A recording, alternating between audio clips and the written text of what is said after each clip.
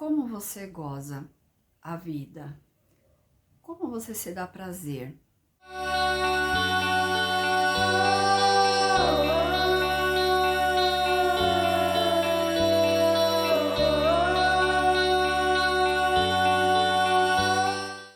Eu sou Rita Ferreira, mediadora de conflitos, e nesse vídeo quero te convidar a entender um pouquinho melhor quais são os prazeres que você tem na vida. Como você se dá prazer? Quais as pessoas que te fazem bem? Quais as que contribuem com o seu processo de desenvolvimento e quais as pessoas que atrapalham?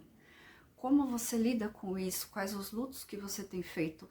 Hoje a gente tem vivenciado uma crise sem precedentes com relação às relações interpessoais.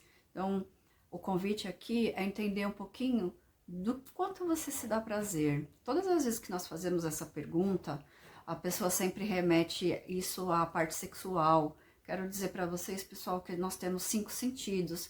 Então, de repente, marcar um café com um amigo e degustar uma boa sobremesa, um bom café, isso te traz prazer. Algumas pessoas sentem algumas sensações parecidas com o orgasmo só de tomar um café. A presença, aquela pessoa que te traz alegria, que faz bem para sua alma, que te traz evolução, ela pode te trazer um bem muito parecido com essa sensação. Então, assim, queria trazer um pouquinho mais de reflexões para vocês do que importa, o que é bacana, por que eu faço isso com essa pessoa e não aquela? Qual é a diferença? Eu consigo fazer isso sozinho e trazer uma outra pessoa me agrega? Você já fez esse teste? Já foi a um cinema, um teatro, algo que você goste sozinho, para depois você convidar outras pessoas?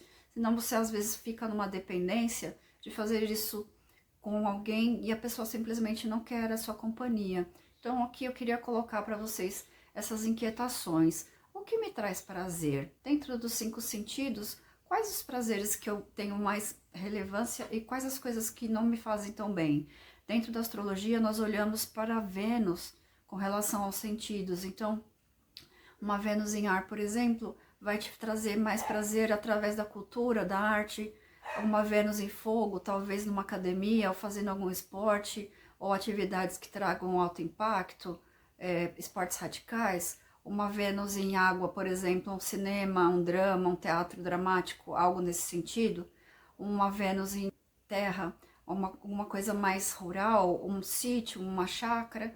Então, assim, e aí você olha para sua lua, porque a lua vai nos mostrar, além das nossas questões com as mães, o nosso inconsciente e também como nós nutrimos o nosso emocional. Então, esses são pequenos detalhes, pequenos pontos que nós olhamos no mapa da pessoa para trabalhar as relações. Então, quando nós fazemos uma sinastria para entender como é que é aquela parceria, nem sempre tem a ver com o afetivo no campo relacional, e sim, às vezes, com o interpessoal, uma parceria de trabalho, por exemplo.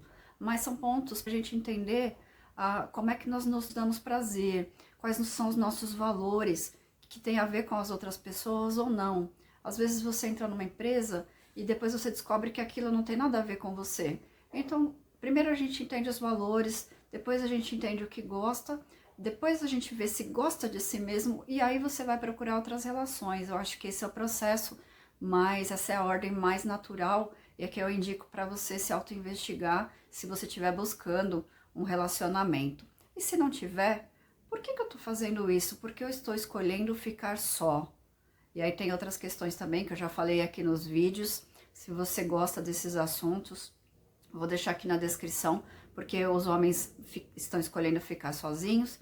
E também tem a ver com nós mulheres, né? Então, por que a gente está nessa crise de relacionamento? Quais os modelos que eu não quero mais para mim? E como é que eu vou construir um novo modelo de relacionamento?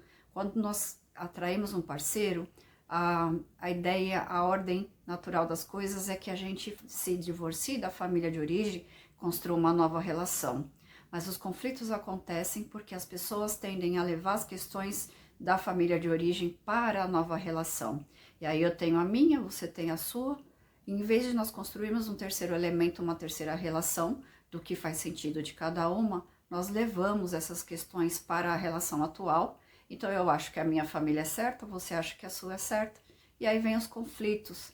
Então vamos parar um pouquinho para pensar. Se você está sozinho, reflita um pouquinho sobre isso, para você poder já desfazer, se divorciar das questões anteriores para você entrar numa nova relação mais limpo, menos cheio de crenças, de questões de outras relações e para você não projetar isso em outras pessoas. Se você está num relacionamento, para um pouquinho para pensar, chama a parceria para conversa, vamos nos relacionar de uma forma mais saudável e construir comunicações mais interativas e mais assertivas, e assim nós conseguimos lidar com essas crises existenciais e de relações um pouquinho mais adulto, de um lugar mais adulto, menos chilique, menos crises, né, pessoal? Vamos crescer um pouquinho?